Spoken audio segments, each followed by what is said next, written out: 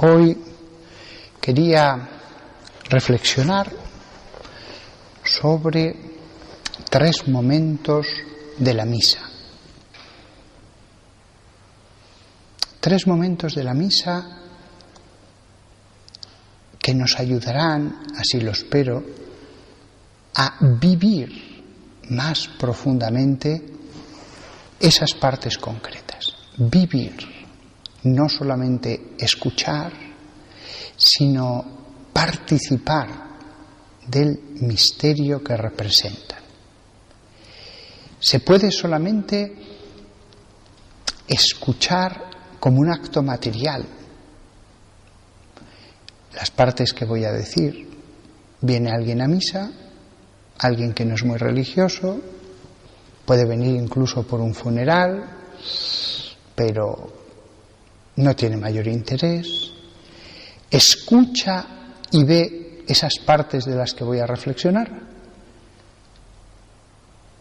pero no le produce nada, o en todo caso aburrimiento. Lo importante es vivir, participar, meterse en el rito, introducirse en el rito, estar en el rito. Me voy a fijar hoy en 3 partes, pero podríamos reflexionar sobre todas y cada una de las partes de la misa. No voy a hablar hoy de la consagración porque he dedicado tantísimas veces a ese momento augusto, tantísimas veces de mis sermones que considero que hoy era mejor fijarnos en la doxología. Doxología significa glorificación, gloria. Se llama así la doxología a la parte en que el sacerdote toma las 2 especies eucarísticas, las eleva sobre el altar y recita la fórmula de glorificación que está en el misal. Esa parte es especialmente solemne. Toda la misa es muy importante, pero ¿qué duda cabe que el canon es la parte central de la misa?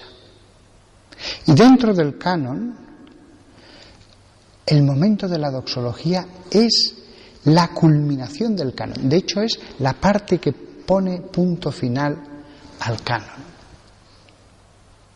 ¿Qué representa el hecho de que el sacerdote eleve las especies eucarísticas sobre el altar?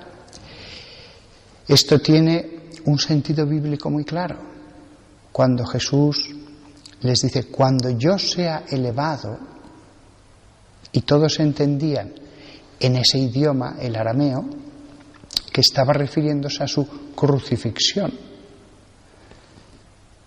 Ese término, quién sabe qué palabra usarían, pero que significaba elevar, levantar. Cuando yo sea elevado, levantado, atraeré a todos hacia mí. Cuando yo sea crucificado.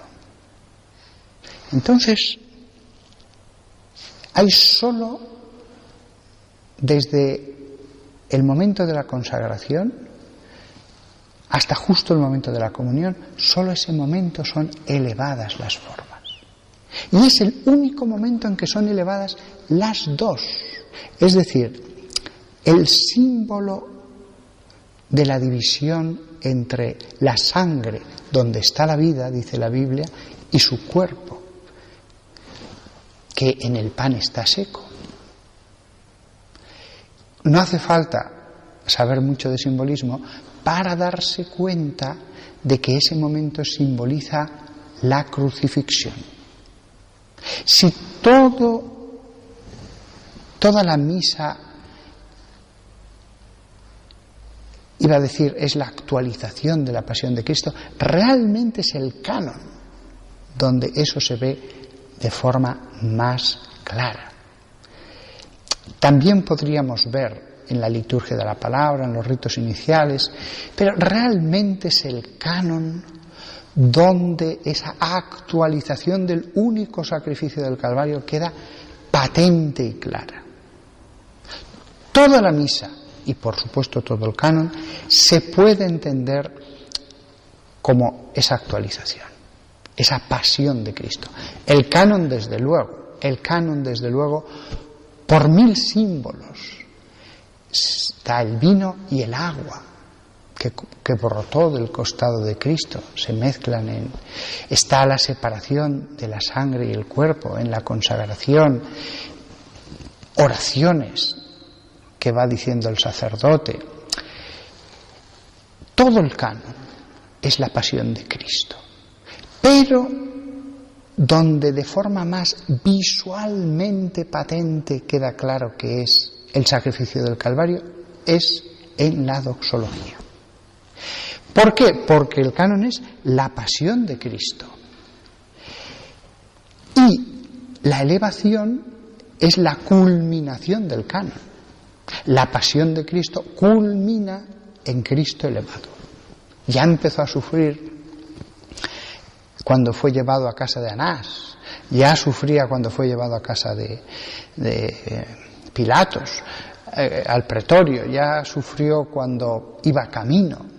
Todo ese camino espiritual que se da en el canon es esa actualización, pero la culminación de la pasión es la crucifixión. Y en ese momento es cuando el sacerdote, en un gesto que es solemnísimo, no hace falta saber nada de liturgia para darse cuenta de que es el momento en que la criatura, el sacerdote, eleva las especies eucarísticas en un gesto que indudablemente es de ofrecimiento. Ya es de ofrecimiento cuando está en el altar, pero la culminación de ese sacrificio se simboliza en la culminación de que ese ofrecimiento, como si no bastara al altar, se toma y se eleva hacia Dios. El momento es tan solemne que es uno de los pocos momentos de la misa que se ha recomendado siempre cantarlo. No es obligatorio, pero hay unos pocos momentos como que piden por sí mismos ser cantados. El Santo, el Cordero de Dios, Y a mí me gusta hacerlo con mucha lentitud, para que nos demos cuenta de que en ese momento estamos viviendo a Cristo en la cruz. Ese momento me gusta alargarlo. Yo recuerdo lo bonito que era en las misas de San Juan Pablo II, él mismo, lo que le gustaba alargar las sílabas, alargarlo. Incluso cuando su voz era ya débil, pero él con mucha debilidad, apenas con un susurro, por Cristo, alargaba. No quería soltar en ese momento el cuerpo y la sangre de Cristo. Es un momento de ofrecimiento.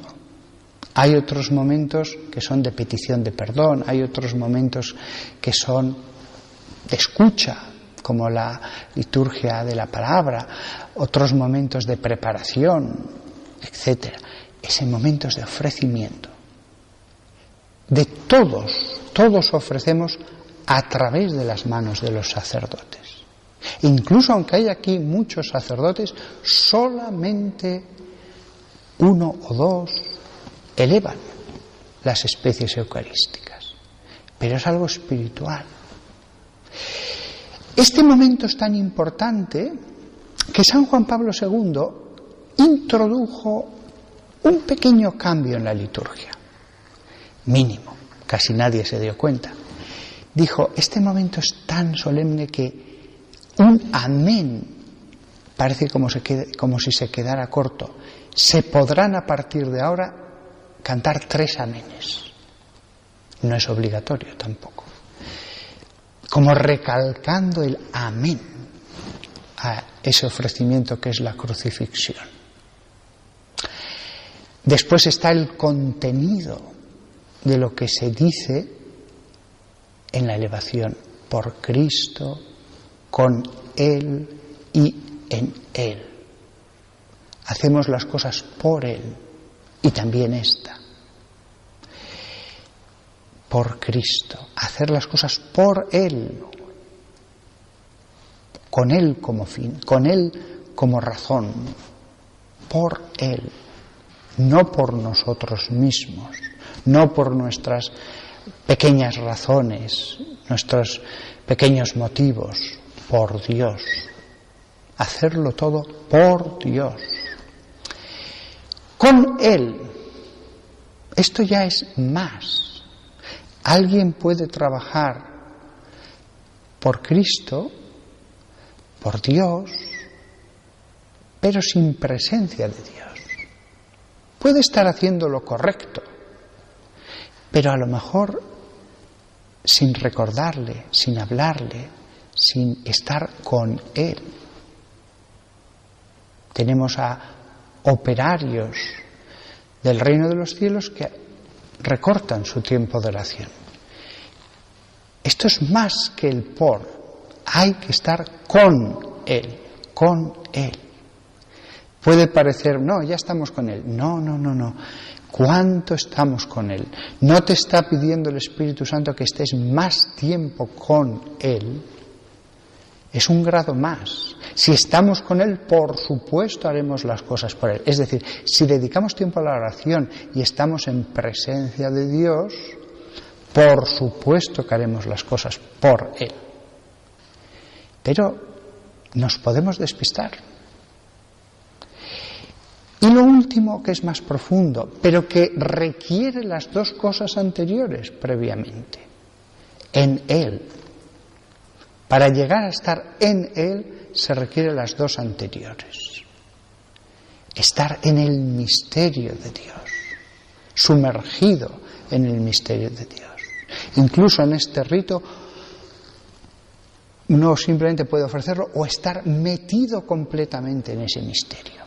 Aunque esté en el último banco, aunque uno no sepa mucha teología, aunque estar en el misterio, dentro de.